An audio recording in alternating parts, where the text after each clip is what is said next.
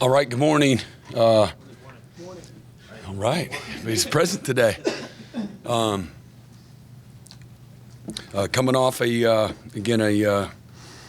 of our two games this year that we lost by a score, having a chance to win the game in the fourth quarter, weren't good enough to get it done. Again, incredibly proud of our guys for their effort, their fight, the toughness to keep themselves in position to win the game despite doing the things that you can't do to win a game, whether it's turning the ball over, having more penalties, getting out rushed in the game, and not being as efficient as we need to be on fourth down.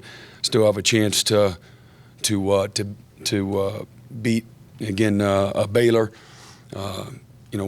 This is about improvement. We still got a lot of things that we have to continue to improve on. There, believe it or not, even through a loss, there's a lot that was actually good in the game.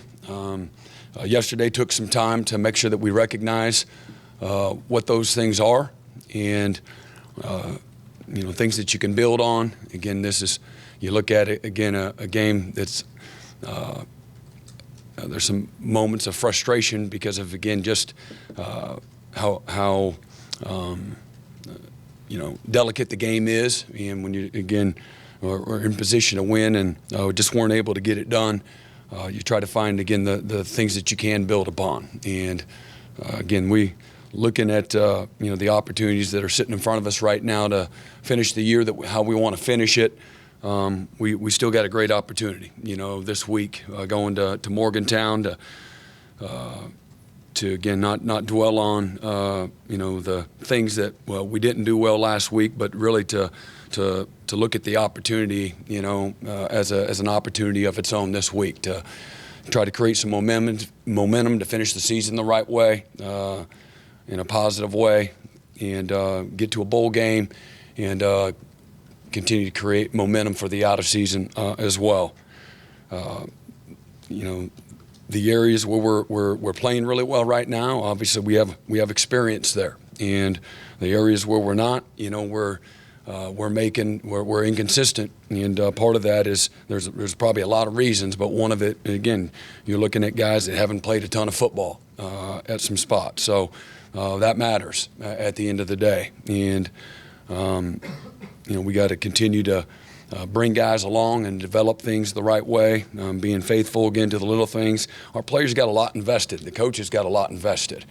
And even through, adversity or losing, you don't just lose that investment or lose that focus about what it's all about. You got to accept everything that comes with it when you're completely invested. And sometimes it's easy to sit outside and judge and say, well, again, the season you lose your fourth game and everything, the season's over. That's one way to look at it. Like to me, if you judge it that way, then you just, like, when bad things happen in life, you just kind of pack it in, and that doesn't. When you invest like you invest in the game of football or any sport, you don't just. It's about the chase. It's about the commitment to one another. It's about the love for what you do.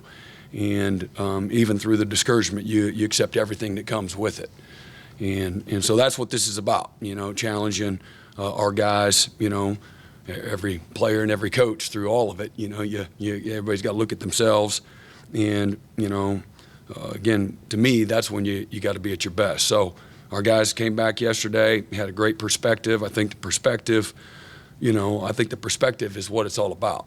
And being able to, because I think it drives your perspective. It always drives your performance, and so if you got a bad perspective, you're gonna have a bad performance moving forward. So I think having the right perspective right now is more important, as it's been all year, so that again we can realize the potential of our team and again continue to improve and have the kind of finish that we want.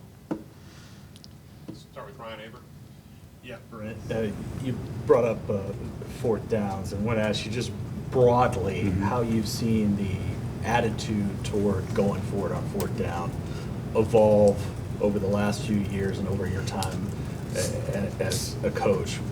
Obviously Baylor has had success with it all year. West Virginia's converted at had a high percentage rate.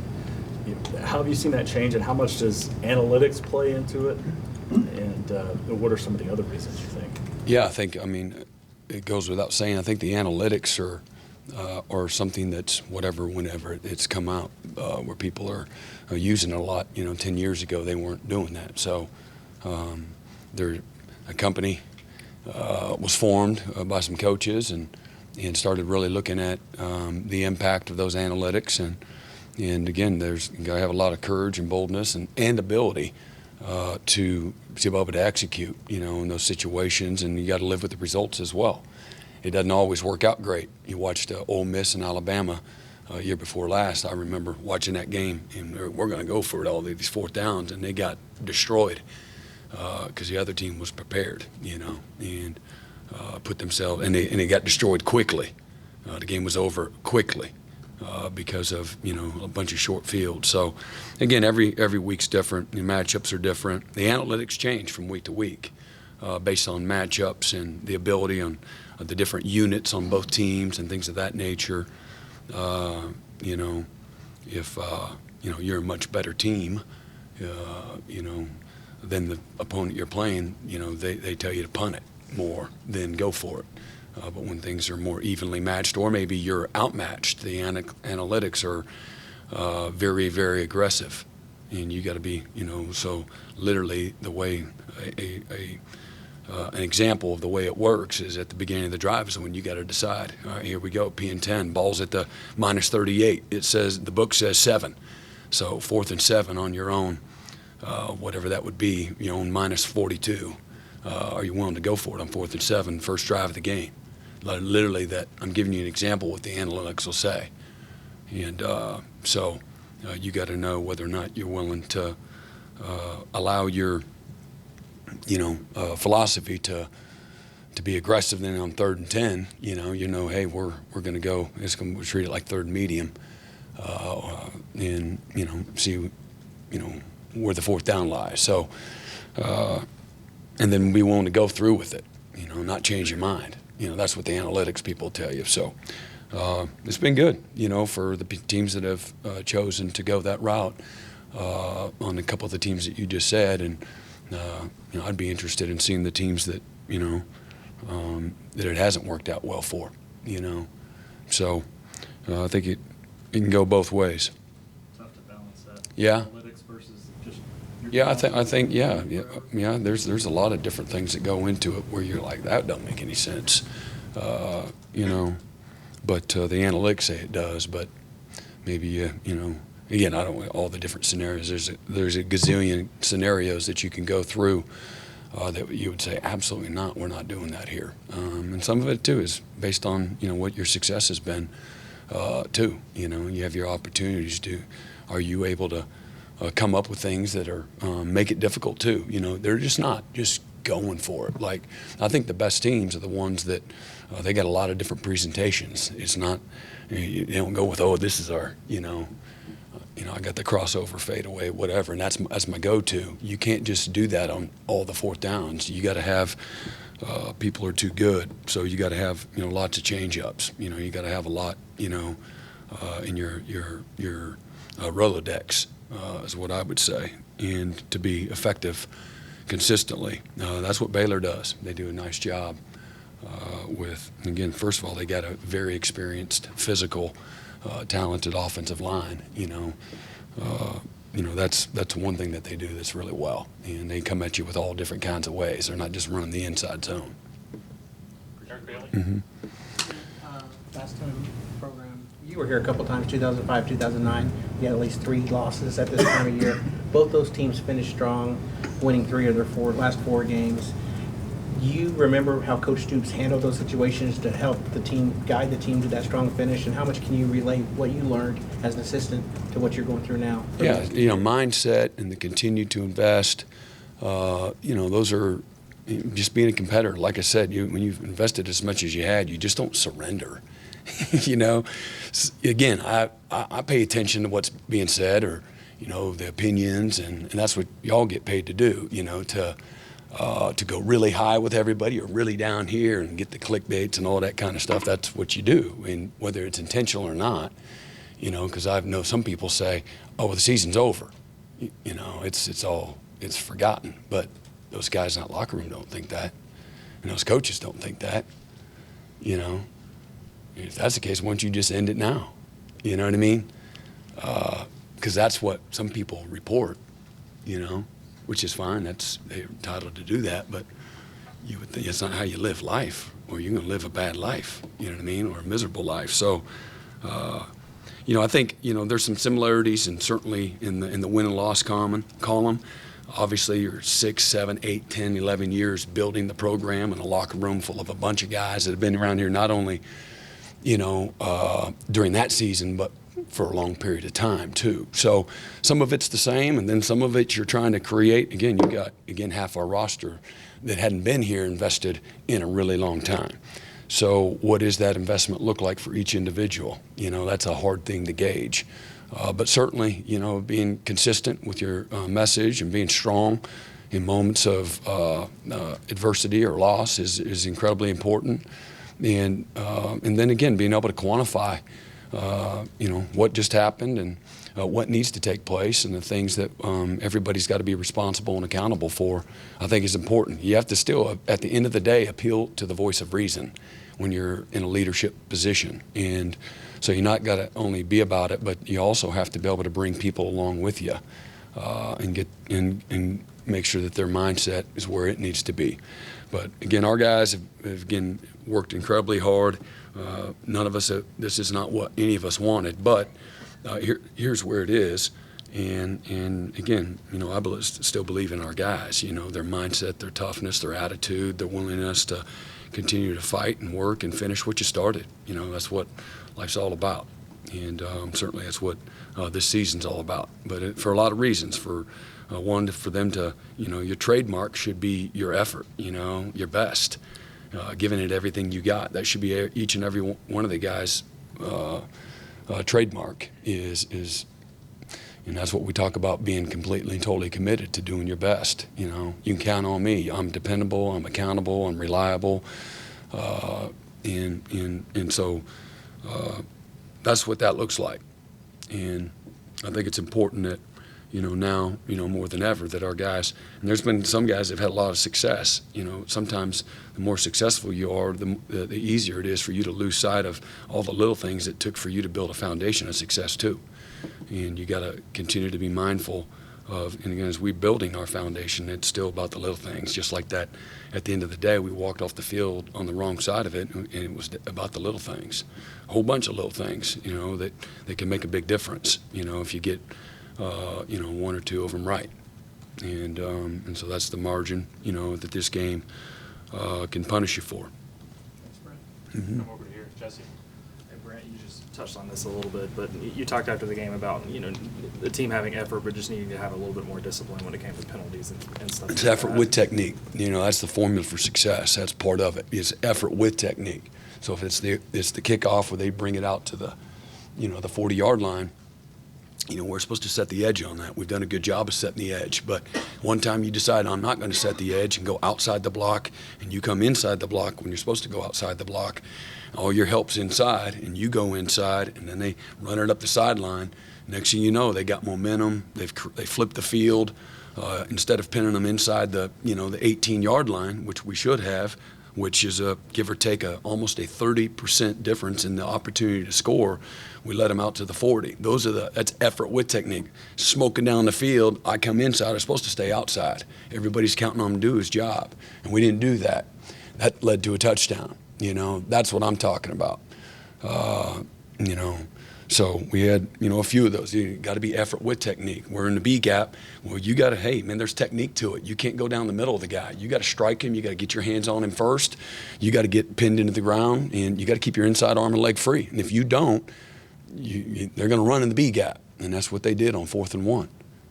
It's effort with technique.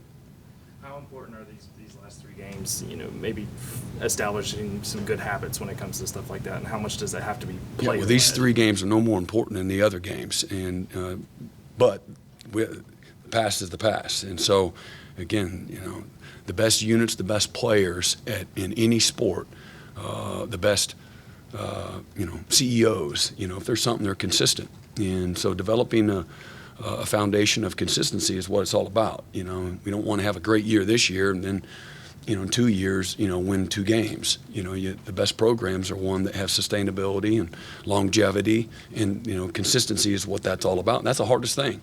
Just like I said, having long-term success, sometimes people start thinking that it's about them, or they lose sight of all the little things that it took foundationally to create that success. The things that success takes. So, these last 3 games are very important. And just all the things I just said, finishing what we started. Again, our trademark for each and every player and coach needs to be about everyone being their best and the best that they're capable of being. No more, no less. Not to be the best, to be their best. And so the investment needs to be their best. Their focus needs to be their best. The output needs to be their best. And so it's important to build momentum to finish the season strong, give us a chance to go to a bowl game. And again, build momentum into the offseason as well. That can be a real thing. It doesn't have to be, but it can be a very real thing as you're, again, foundationally trying to, do things the right way. We lost in 2000 or in 1999. We lost our last game, right, to Ole Miss. You guys remember that, right? Field goal to win the game. Opening the last kickoff, Deuce McAllister takes it to whatever, the 50 to get a couple first downs, kick the field goal to win. That could, you say, well, we didn't finish the right way then, right? But we go 13-0, a hard 13-0. It wasn't easy, and there's nothing easy about it, right? They're throwing a fade route to big old 6'5" tight end, Oklahoma State, that won 3 games that year, and we escaped, by a score, Even though we went 13-0, won the national championship, there's nothing's easy about the game. So these last 3 games are really important. Again, there's some guys that'll be playing their last season here, and again, you want them to have a sense of pride about being a part of establishing something that's bigger than themselves, and whether that's a new era or again, long-term success. I believe that's what we're doing. Playing the long ball and doing things the right way and recruiting the right kind of people. And for us right now, we don't have a locker room full of guys that have been here a long time. Some of the most experienced players we have are guys that just transferred in here in the last year or so. But they haven't spent 4 or 5 years. What you want to establish is a locker room full of guys that have been here and have played a long time. So the best teams that we've all been a part of are ones where you have both sides of the ball, where you got lots of guys that have started 3 and 4, maybe even a 5th year, or at least that 5th year guy, he's been here through the same staff, through the same system, and there are great players in front of him. He finally gets his shot. Right now we don't have that to build on, but. Looking, again, how to finish the year and how to build the going into the off season, the right way. I think it's important that we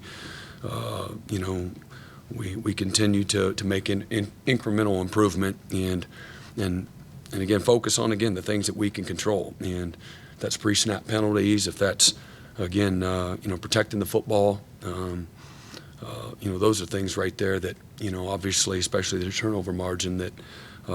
Determine the winning and losing. I think 26 of maybe the top 29 teams in the country are on the right side of it from a turnover margin standpoint. All have winning records.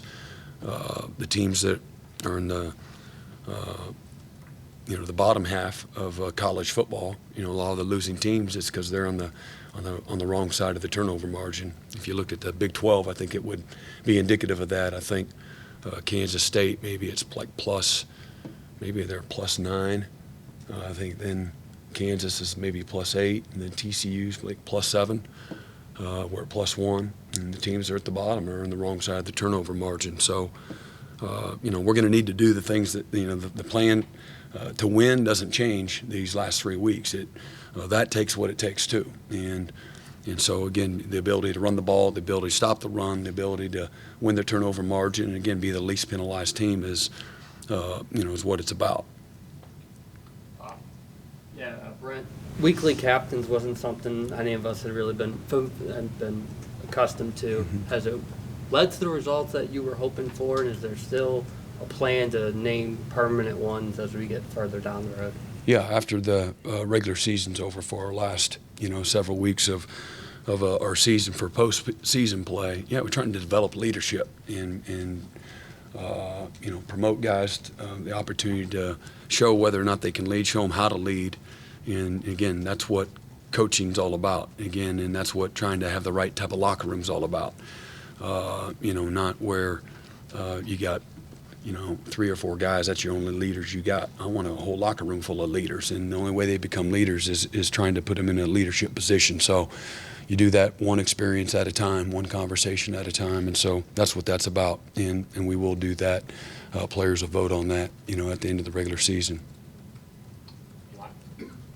Considered the role Jaleel Gross taken on as kind of a playmaker. You spent years trying to stop those guys. Is there anyone he reminds you of, and what are the elements that make a guy like him so effective in that role? I'm not sure about comparing him to somebody else, but love how he's created value for himself through his opportunities. A lot of guys want to complain about whatever role that they don't have or the opportunities that they don't have, and then when the opportunities for them to step up and be a contributor come, they miss the opportunity because they're not ready for it or they're in the wrong state of mind. And for him, he's been a great teammate. He's come to work every day. Whatever opportunity he's given, he's come through. He's delivered. He's made the most of his opportunity, which has created more and more confidence in him. And he's done a lot of the tough stuff that we've seen him do, from blocking to a lot of the tough running after the catch that everybody loves to see. You see tremendous will and fight and toughness and competitiveness when you watch Jaleel play. And he's been, one of our more consistent players, all year. So I've been really, really proud of him. When a guy has to get the ball in different places, you found creative ways to get the ball in his hands. He has the skill set. Is there a mental element, too, that's added on to that for him? I think, being competitive, just having tremendous will. I think he's one of those guys, his will is better than his skill, and his skill's good. But I think when you watch him play, you see that. I think you see that with Drake Stoops as well. But that's what I see with him, just a guy that plays with great heart and great toughness. And again, he's made the most of all of his opportunities. James?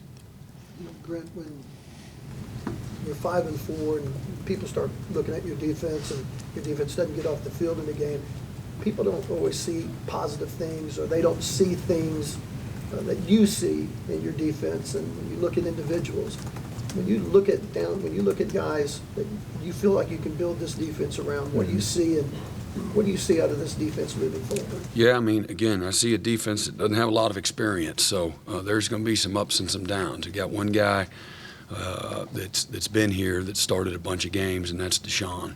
Deshaun's started for 4 years. After that, you just go up and down the roster, and you see a bunch of guys that they're still learning how to play the game. That's part of the growth process. That is not a fun thing for anybody to be a part of, because it's one thing to have 3 or 4 new guys. It's a whole nother thing when you got a whole bunch of new guys, and then they're all learning the same stuff, at the same time. But Reggie is, he's been barely a 1-game starter or 1-year starter. Marcus Stripling is a senior, and he started 2 games in his career. Jordan Kelly started 1 game in his career. Jalen Redmond is not, he hadn't been a 2-year starter yet. Jeffrey Johnson is a transfer. He's your other most experienced player. Isaiah Coe started 5 games in his career. These guys are playing like freshman snaps. Ethan Downs started 9 games, not a year. Jonah Lulu, again, another transfer, more experienced guy. He hasn't been a 2-year starter yet. David Awebu started less than, he's a 1.5-year starter. Danny Stutzman still in his first year, still a rookie. Again, just talked about Deshaun. Jaden Davis, this is his 2nd full-time year as a starter. 22 games now he's started. Billy Bowman, he's whatever it is, 8 or 9 games, not a year. Key Lawrence, I think it's 8 games. He's been an 8-game starter.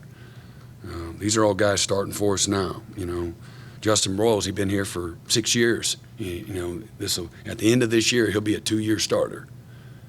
Okay, and Woody Washington, less than 2 years. Right? These are some of the older guys.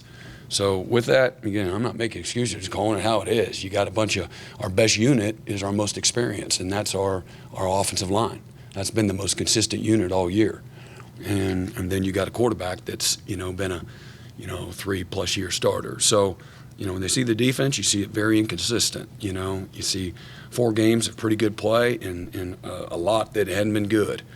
And, the ups and the downs. And again, you had, 2 games that we lost against 2 good football teams, Kansas State and Baylor. It comes down to the last drive of the game, and we can't make the play, can't make it on 3rd and 16, and we can't make it on 4th and 1. Against 2 good teams. I love the fight and the competitiveness and the willingness to invest. These guys have done that. But again, we're not there. We have no foundation, and that's what we're trying to work on right now. So I get it. I watch it every day, and I let everybody know, so we always look at how can we help them, We're not doing things that are complicated. You got to be able to count to 3 and sometimes 4. 1, 2, 3, 4. Now, how do I relate? Where do I get lined up? They changed the format in motion from 2x2 to 3x1. That's not a complicated thing. In the big picture, that's not a complicated mindset. Well, you got to change. You can't just stay in one thing when they do this. There has to be some kind of an adjustment. So, we're barely scratching the surface on the things, the depth of the playbook right now. So, is it harder for some people than others? Yeah. Some of it's youth, and some of it's they're not quite there from a development standpoint yet. So we gotta be mindful and continue to do the things it takes to develop the guys. Fundamentals, attitude, mindset, and again, they understand the ability to. This is a game of performance, a game of execution, and right now we're not executing consistently like we need to. When we do, we're in pretty good shape. When we get lined up, make the right adjustment, and get our eyes where they belong, we've been pretty solid. When we don't, we've gotten punished when we're playing a bunch of good teams. The thing about the Big 12, I think that what we've seen through 9 games is that this is a pretty good conference, particularly offensively, and so there's no forgiveness from that standpoint. So, but that being said, we got to work on our consistency, and again, we got to be.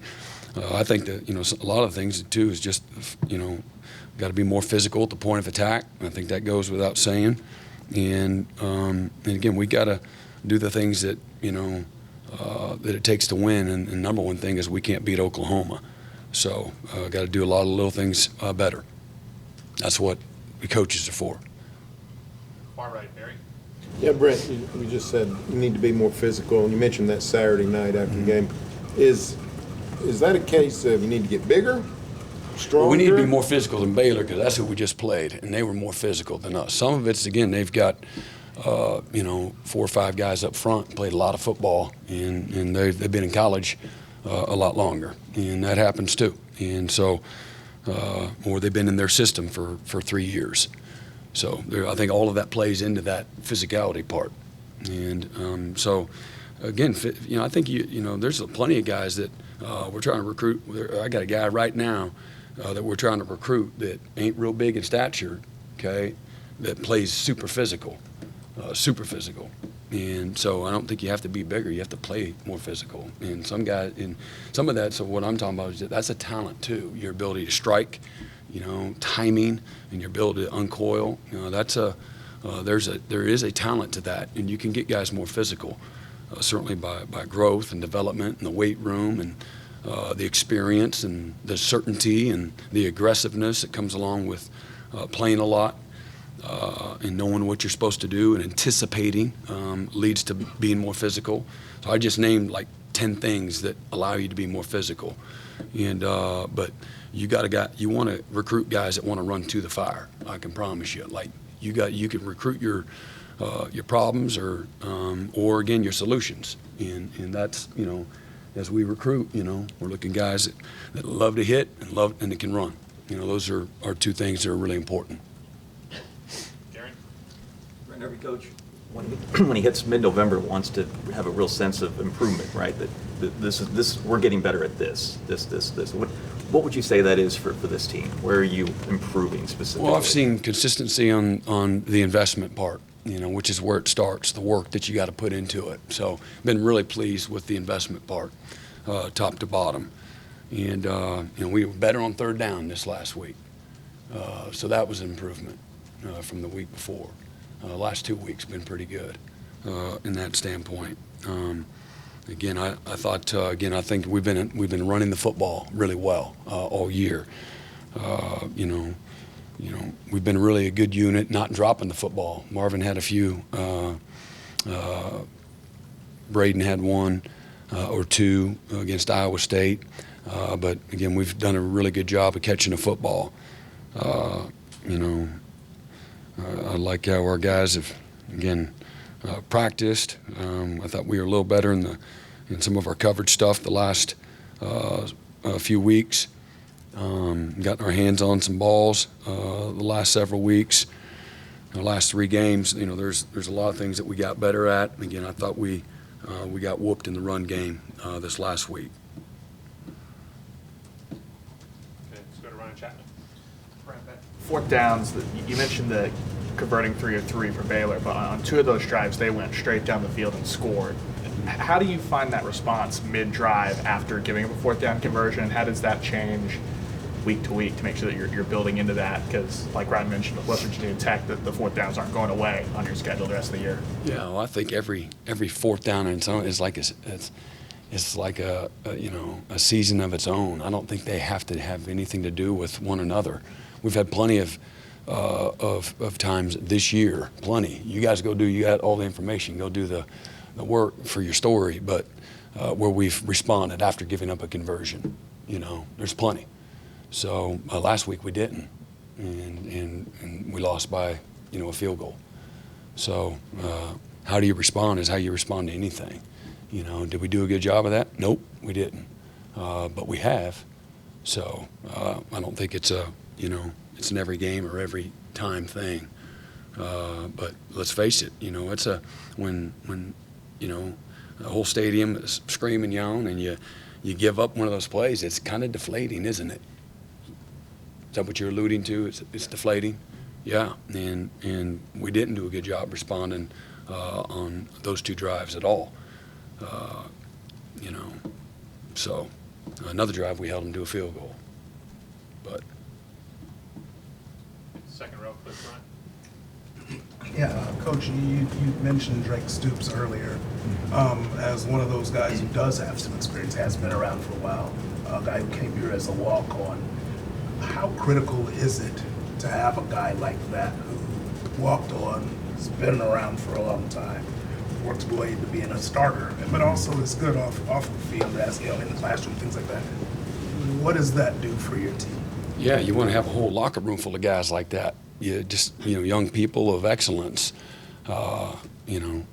Obviously you want as many guys like that as you can. You hope other people learn from them. I think environment is important, and I think people are contagious. So having a bunch of guys like that know how to work, know how to respond, know how to show up with the right attitude every day. What they do off the field is the same things that they do on the field. Again, autographing all of their work with excellence, and Drake has certainly been a great example of that. And we've got a bunch of other guys that are committed in the same way. But we want to continue to nurture that and be a program that represents that. And I think that's a great observation on your part, and knowing that we want to have a whole locker room full of guys like that. Back left, John Hoover. Yeah, Brent, I want to follow up on something you said earlier when you said you pay attention to what's said, and you mentioned clickbait and opinions, and that's okay. You guys can have that's your job, whatever. I just wanted to follow up on that and ask about, does that affect guys the team? Does it affect players? Does it affect the way they prepare or the way they see themselves or interact with their other students or anything like that? I don't know. You'd have to ask them. What about yourself? Nope. Nope. In terms of Rat Boys, if you guys were 9-0 and everybody was patting them on the back, would that be the same thing? I mean, if you know me at all, if you've done any kind of homework, then you're going to know I'm the same guy every single day. And so if we're being really, I've already talked about, you know, the seeds of success, how that can be a detriment too, you know,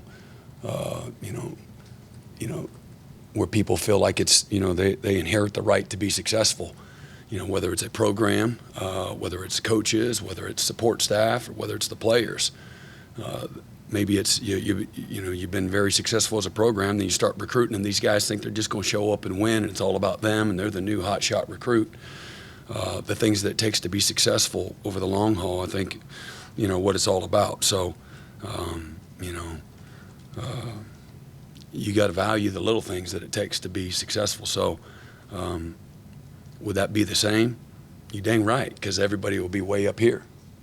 You know, either way down here, you know, as low as it can be, or way up here.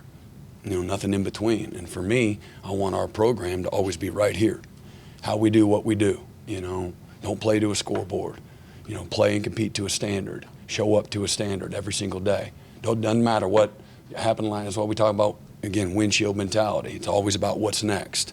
You learn and grow from what happened in the past, but you can't stay fixated on that. It'll paralyze you. And, you know, and so you want guys to stay hungry. You want to stay driven. You want a program that's never satisfied, that's always looking for more. You know, it's always about improvement. Those are foundational things. And doesn't mean you're always going to get it, but the intent needs to be there. That's the key, the intent, the work that it takes to get there. It doesn't mean you always get the result. And so, to me, too many people are always a result. You know, y'all gonna write a story based on the result. Okay, well, here's the bottom line. There's the result. Okay, and to me, that's shallow. Okay, even if you're in a result-driven business, that's not what it's about to me and to us. And I think to successful people, long-term successful people, it's about all the other stuff. It's not, the result is a byproduct of doing everything, being committed, doing all the work, persevering, overcoming, fighting through it. Okay, handling success, handling the failure, all of it. You got to do that all within a game. You got to do it from week to week. You got to do it from month to month, year to year. And so whether you're 9-0 and in college football playoff talk, and everyone wants to talk about, you know what? If we came out last Tuesday and they said Oklahoma's top 4, you know what? I'd been fighting like hell, you know, against that, because you hadn't accomplished anything. You know, it takes what it takes. You have to start over again. You know, this week is a season of its own. So whether we're 5-4 or 9-0, you know, there's a process in how you compete and play and perform at a really high level. Doesn't mean you're always going to. We had all kinds of issues, whether they're schemes or whether they're players or whether it's fundamentals or it's being more physical or lack thereof. Okay, we got, you know, we're not where we want to be, but the intent matters. Okay, the work matters. The showing up every day matters. Okay, and that's what we're doing right now, and you know, that's why I have great appreciation, respect, and thankfulness for our players, leadership that we do have on this team. You know, because they've done exactly that, and so are they affected by that? If they allow themselves to be, and I'm not naive. Again, I know how the human being works. And, you know, my job is to be aware of all of it and then make sure that I do a good job as a leader of making sure the rest of the leaders, I'm just one man, but the rest of the leaders are also, you know, armoring up as well, whether you're 9-0 or 5-4. The journey's hard. It's difficult. It's challenging. It's going to have its mountaintop experiences within the season, and it's going to be some tough moments, like when we went to Dallas. And how you handle all of it matters, you know, moving forward in the present moment and certainly in the future. Mm-hmm. Coach, looks like that's all our questions. All right. Thanks. Yep. Anybody interested in about West Virginia this week? Yeah.